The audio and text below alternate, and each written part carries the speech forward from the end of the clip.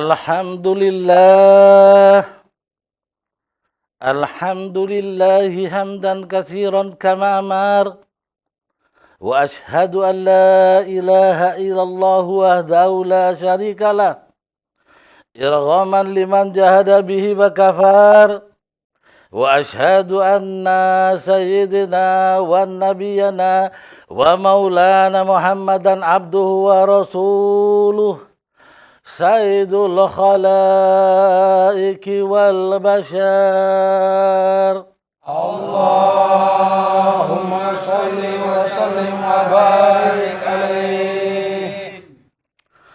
Ma'asyiral muslimin, pemirsa dan hadirin sekalian, Assalamualaikum warahmatullahi wabarakatuh. Waalaikumsalam warahmatullahi wabarakatuh. Pemirsa dan hadirin sekalian, untuk mendapatkan format, metode, dan standar akademis yang memadai,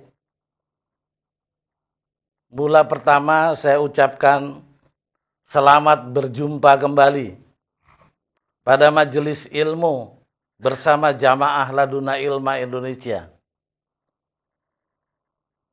Dan mata kuliah ini, mata kuliah yang berjudul Ma'rifatul Bala, atau dalam alih bahasa, mengenal ujian, kita bagi dalam beberapa pokok bahasan yang segera akan diterangkan. Silakan. Pokok-pokok bahasan pada mata kuliah Ma'rifatul Bala. Pertama, janji Allah bagi orang-orang yang beriman. Kedua, bala adalah sunatullah. Ketiga, hakikat bala. Keempat, jenis bala. Kelima, kepada siapa bala diberikan. Keenam, sikap yang salah dalam menerima bala. Ketujuh, sikap utama menghadapi bala. Kedelapan, pahala bagi yang ikhlas dalam menerima bala.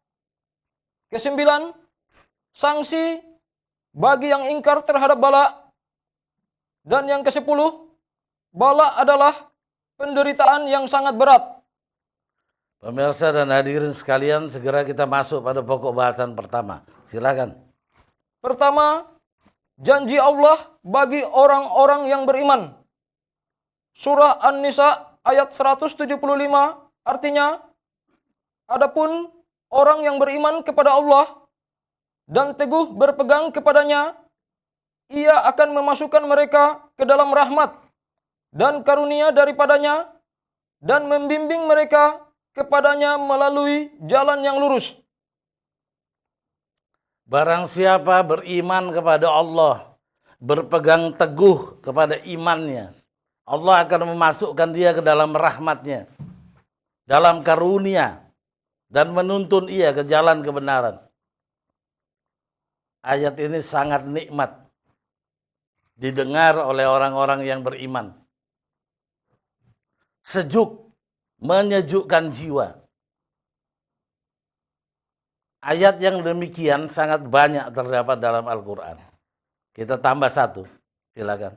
Surah Al-Jasiyah ayat 30 artinya, adapun orang yang beriman dan mengerjakan amal yang soleh, maka Tuhannya akan memasukkan mereka ke dalam rahmatnya. Itulah kemenangan yang nyata, fauzul mubin. Barang siapa beriman dengan benar dan beramal soleh, Allah akan memasukkan dia ke dalam rahmat dan diberikannya kepada dia fauzan mubin, suatu kemenangan yang agung, kemenangan yang besar, nikmat terdengar bagi orang-orang yang beriman. Lalu iblis memasukkan peranannya, menghasung dalam jiwa. Hai orang-orang yang beriman, engkau tidak akan menderita sama sekali dalam hidup duniawimu. Rezekimu akan dijamin Allah karena engkau beriman dalam rahmatnya. anak istrimu adalah soleh, kesehatanmu baik, dalam rahmat dan kemenangan yang besar. Sehingga dengan hasungan iblis laknatullah, orang-orang beriman dapat lalai dan terkejut manakala ditimpa oleh bala, ujian, cobaan dari Allah. Saudara-saudara sekalian, kewajiban saya mengingatkan Anda bahwa benar orang-orang yang beriman akan mendapat rahmat dari sisi Allah, bimbingan, taufik, maghfirah, hidayah, maunah dan lain sebagainya. Tetapi ada bahagian yang berat, yang walaupun rahmat tercurah atas kita, tetapi bala atau cobaan atau ujian Allah tetap menimpa kita sampai kita menghadap Allah Subhanahu wa taala. Jadi di dunia tidak ada kesempurnaan. Bisa jadi Allah melebihkan harta. Bisa jadi Allah memberikan istri yang mukminat, anak-anak yang soleh, martabat, pangkat. Tetapi ada satu yang Anda akan menderita dalam ujian itu, kesehatan saudara. Ada kalanya terbalik, kesehatan Anda diberikan baik. Anak saudara mirip putra daripada Nabiullah Nuh alaihissalam, yang durhaka kepada Allah dan durhaka kepada ibu bapak. Jadi kita tidak boleh lengah. Jangan kita terpesona kepada ayat-ayat yang indah, yang berpuluh-puluh, mungkin beratus-ratus di dalam Al-Quran. Janji Allah bagi orang beriman adalah rahmat, hidayah, taufik, maghfirah, maunah dan lain sebagainya. Tetapi Allah juga mengingatkan, tetap adanya bala, ujian. Ujian berguna untuk peringkat ke peringkat yang lain. Dari makom ke satu, naik kepada makom yang lain. Ujian tetap senantiasa. Baik hadirin sekalian, kita masuk pada pokok bahasan tentang bala. Silakan. Kedua, bala adalah sunatullah. Surah Al-Ankabut ayat 1-3 artinya, Alif Lam Mim, apakah manusia itu mengira bahwa mereka dibiarkan saja mengatakan, kami telah beriman, sedang mereka tidak diuji lagi? Dan sesungguhnya kami telah menguji orang-orang yang sebelum mereka, maka sesungguhnya Allah mengetahui orang-orang yang benar, dan sesungguhnya Dia mengetahui orang-orang yang dusta. Apakah manusia mengatakan dengan bebas bahwa ia adalah orang-orang yang benar, yang masuk surga, sebelum Allah menguji? Ujian adalah berguna untuk menentukan siapa yang benar-benar beriman. Dan iman itu mempunyai peringkat ke peringkat yang lain. Bahwa ujian itu adalah ketentuan Allah. Ketentuan Allah berarti sunatullah. Maka bala atau cobaan atau ujian Allah adalah sunatullah. Lanjut. Ketiga, hakikat bala. Hadis riwayat Ibnu Majah, nomor hadis 4021, dan riwayat Tirmizi, nomor hadis 2320 dalam kitab Al-Juhud. Artinya, Nabi SAW bersabda, sesungguhnya besarnya balasan itu dengan besarnya cobaan, dan sesungguhnya Allah jika mencintai suatu kaum, Dia menguji mereka. Maka barang siapa yang ridho, baginya keridhaan Allah. Dan barang siapa marah, baginya kemarahan Allah. Ini hakikat. Mengapa Allah menguji atau mencoba atau menurunkan bala atas manusia? Adalah untuk melihat pahala per pahala. Lebih beriman seseorang, lebih diuji Allah. Lebih beriman, lebih diuji. Sampai ke tingkatan akhir, Allah mencintainya. Di batasan itulah saudara, bala berakhir. Itu biasanya dicapai pada akhir hayat. Allah mencintai kita karena gemblengan-gemblengan bala yang kita perkasa menerimanya. Di samping rahmat dan hidayah, kita terima dengan nikmat. Tetapi ada satu sisi aspek kehidupan yang kita diuji sampai luluh lantak. Lanjut. Keempat, jenis bala.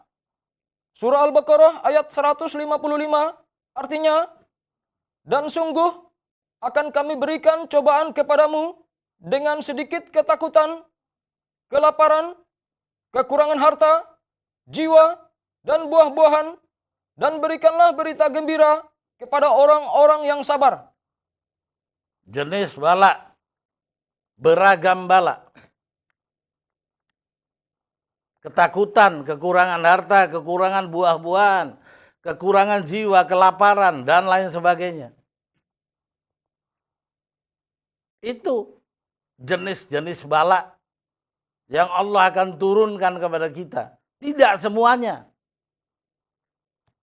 Kita dalam ruang lingkup rahmat dan hidayah.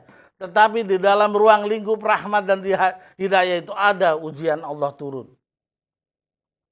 Tidak bisa keseluruhan dalam rahmat. Ada penderitaan di dalam rahmat.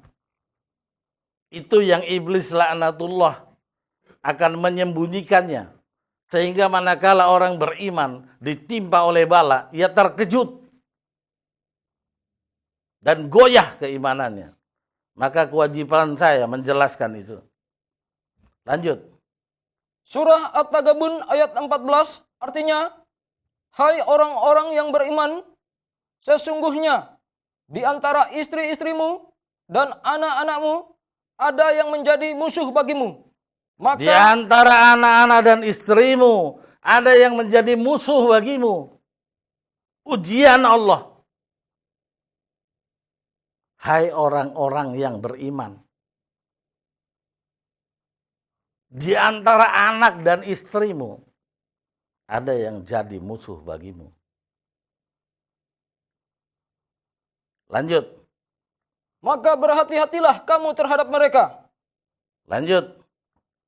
Hadis Qudsi, riwayat Bukhari, nomor hadis 5221, artinya, dari Anas, dari Rasulullah, bersabda, sesungguhnya Allah berfirman, jika aku menguji hambaku dengan kecintaannya, yaitu dua matanya, lalu dia bersabar, aku mengganti keduanya dengan surga.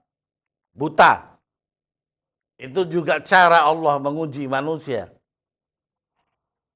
Yang mentalitas imannya telah tinggi.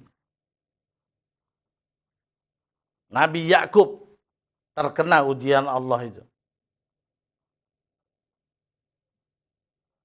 Lanjut. Surah Al-Anbiya ayat 35 artinya, tiap-tiap yang berjiwa akan merasakan mati. Kami akan menguji kamu dengan keburukan dan kebaikan sebagai cobaan yang sebenar-benarnya, dan hanya kepada kamilah kamu dikembalikan. Kami akan menguji kamu dengan keburukan dan kebaikan. Kekayaan itu bukan kecerdasan saudara. Itu ujian dari sisi Allah. Allah akan melihat, benarkah engkau menggunakan uang, titipan Allah, pada jalan yang benar, atau engkau hamburkan ia pada jalan maksiat. Kemiskinan itu juga ujian Allah untuk melihat kesabaranmu. Sakit itu ujian, sehat itu ujian. Tidak ada aspek kehidupan yang bukan ujian. Itu saudara harus tahu. Ini bukan hadis, ini firman Allah. Tidak terbantahkan. Jadi hai saudara-saudara, jaga kecantikan Anda. Itu amanah Allah. Kekayaan Anda, martabat Anda, pangkat Anda, jaga itu. Kesengsaraan Anda, kesakitan Anda, kemiskinan Anda, kehinaan Anda, ujian dari sisi Allah. Saudara-saudara sekalian, telah kita paham. Kita lanjut pada pokok bahasan yang lain. Kelima, kepada siapa bala diberikan? Hadis riwayat Tirmizi, nomor hadis 2323 dalam kitab Al-Juhud, dan riwayat Ahmad, nomor hadis 7531, dan riwayat Bukhari dan Muslim dalam hadis Qudsi halaman 254. Artinya, dari Abi Hurairah, dia berkata, Rasulullah bersabda, tetaplah bala itu pada seorang mukmin laki-laki dan mukmin perempuan dalam dirinya dan anaknya dan hartanya hingga dia bertemu Allah dan tidak ada kesalahan baginya. Ujian kebaikan keburukan itu menimpa mukmin laki-laki dan mukmin perempuan sampai perjumpaan dengan Allah.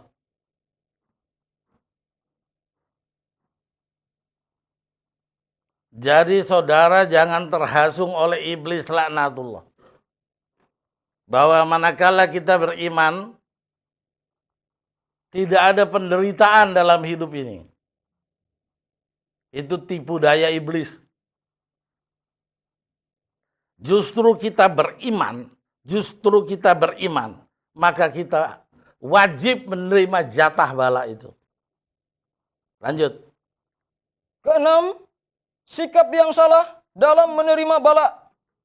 Surah Al-Fajr ayat 15-16 artinya, adapun manusia apabila Tuhannya mengujinya, lalu dia dimuliakannya dan diberinya kesenangan, maka dia akan berkata, Tuhanku telah memuliakanku. Adapun bila Tuhannya mengujinya, lalu membatasi rizkinya, maka dia berkata, Tuhanku menghinakanku. Cukup.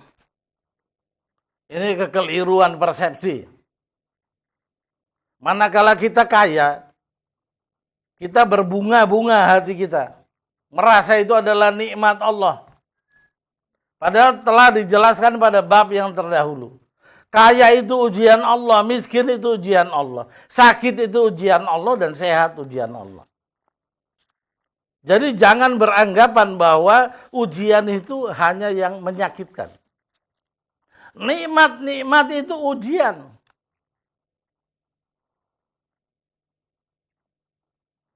Lanjut pada bab lain. Surah Az-Zumar ayat 49 artinya, maka apabila manusia ditimpa bahaya, ia menyeru kami. Kemudian apabila kami berikan kepadanya nikmat dari kami, ia berkata, sesungguhnya aku diberi nikmat itu hanyalah karena kepintaranku. Ini yang lebih sial. Sikap salah. Kalau dia berhasil dalam hidup, dia katakan itu kepandaian dia.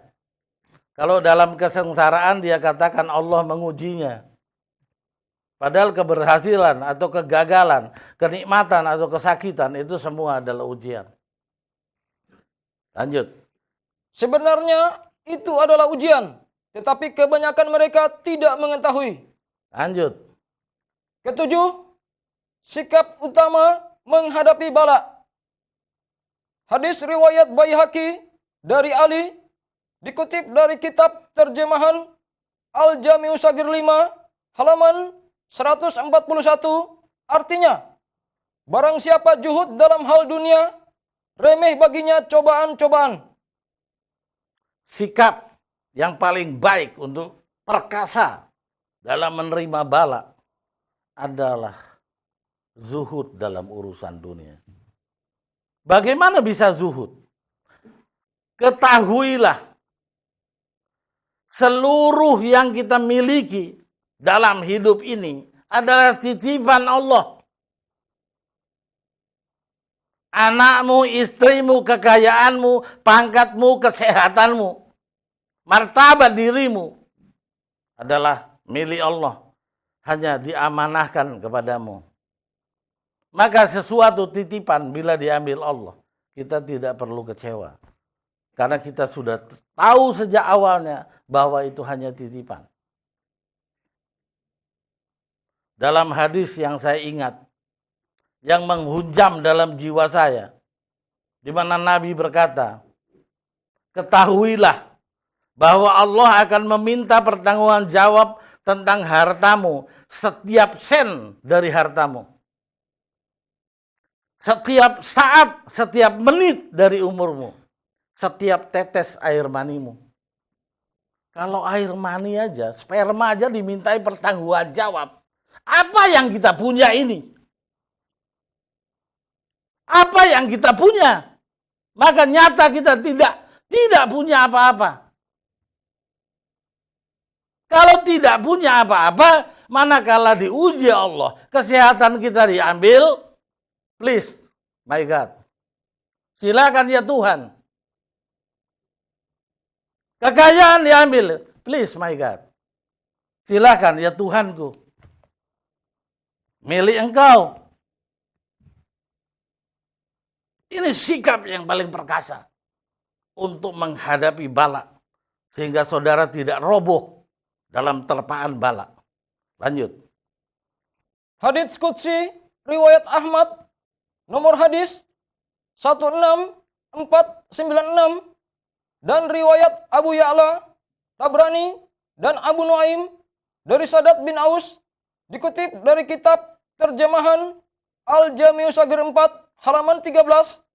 Artinya, Allah Subhanahu wa taala berfirman, apabila aku memberikan cobaan kepada seorang hamba yang mukmin dari hamba-hambaku, lalu ia memuji aku dan sabar atas apa yang aku cobakan kepadanya, maka sesungguhnya ia berdiri dari pembaringannya itu seperti hari ia dilahirkan oleh ibunya, bebas dari kesalahan-kesalahan. Cukup.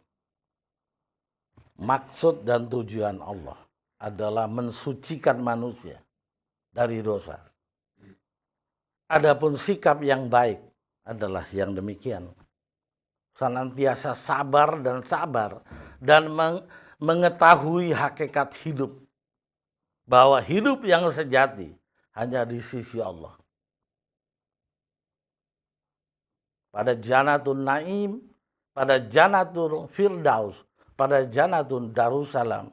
Itulah kehidupan yang sejati. Ini adalah gemblengan. Dunia ini tempat kita digembleng. Lanjut. Kedelapan, pahala bagi yang ikhlas dalam menerima bala. Bacakan satu saja. Hadis riwayat Ahmad, nomor hadis 12045 dalam kitab Baqi Musnad Al-Mukasirin. Artinya, dari Anas bin Malik dia berkata, Rasulullah bersabda, jika Allah menguji hambanya yang muslim dengan bala di tubuhnya, Allah berkata, tulis baginya amal solehnya yang telah dia lakukan. Jika Allah menyembuhkannya, dia memandikan dan mensucikannya. Dan jika Allah mencabut nyawanya, dia mengampuninya dan mengasihinya. Akhir dari bala ada dua. Saudara mencapai kecintaan Allah dan bala berhenti. Atau saudara belum mencapai kecintaan Allah sampai ajal. Maka bala berlanjut. Sampai ajal saudara. Bacakan bab yang baru. Pokok bahasan. Kesembilan, sanksi bagi yang ingkar terhadap bala. Hadits Qudsi riwayat Tabrani Satu saja. dari Abu Hind Ad-Dari dikutip dari kitab terjemahan Al-Jami'u Shagir 4 halaman 6. Artinya, Allah Subhanahu wa taala berfirman, barang siapa tidak rela dengan keputusanku dan tidak sabar atas cobaanku, maka hendaklah ia mencari Tuhan selain aku. Siapa yang tidak tahan ujian Allah, cobaan Allah, bala dari sisi Allah, tidak tahan, cari Tuhan yang lain. Pokok bahasan yang terakhir. Kesepuluh, bala adalah penderitaan yang sangat berat. Surah Al-Baqarah ayat 214 artinya, apakah kamu mengira bahwa kamu akan masuk surga padahal belum datang kepadamu cobaan, sebagaimana halnya orang-orang terdahulu sebelum kamu. Mereka ditimpa oleh malapetaka dan kesengsaraan, serta digoncangkan dengan bermacam-macam cobaan, sehingga berkatalah Rasul dan orang-orang yang beriman bersamanya, bilakah datangnya pertolongan Allah? Ingatlah, sesungguhnya pertolongan Allah itu amat dekat. Jangan engkau katakan bahwa engkau akan masuk surga sebelum Allah mengujimu dengan malapetaka, musibah. Sehingga para nabi dan pengikutnya mengeluh dalam kesengsaraan.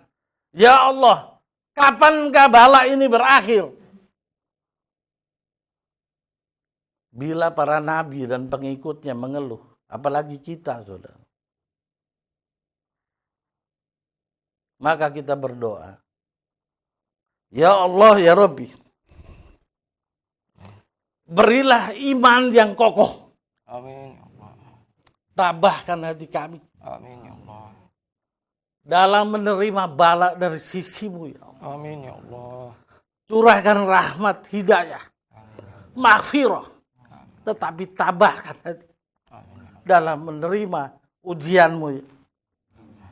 Wassalamualaikum warahmatullahi wabarakatuh. Waalaikumsalam warahmatullahi wabarakatuh.